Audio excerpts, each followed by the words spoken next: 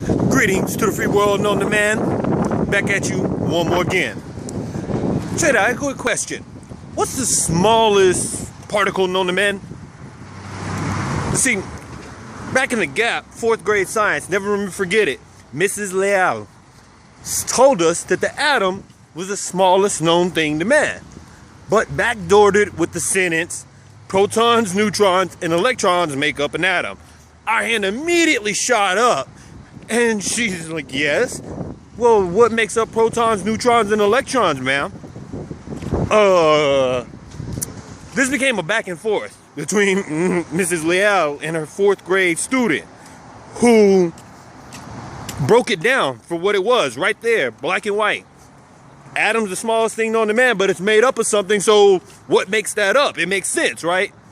Now in 2000 and whatever, we all know that a quark, whatever, was the last thing that scientists had annotated as the smallest thing known. Now, back in 4th grade, was it left out of the books on purpose? Was it a working theorem that was above our understanding? I mean, there's a couple of different scenarios as to why she couldn't answer that question.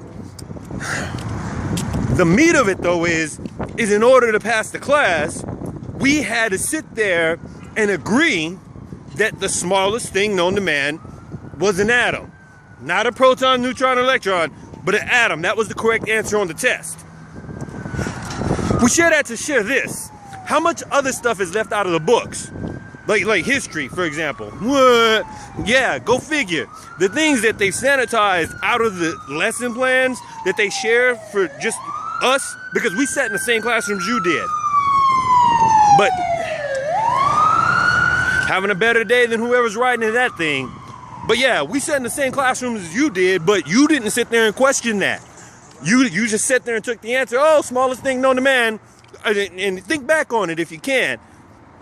See, our mind's built a little differently than yours.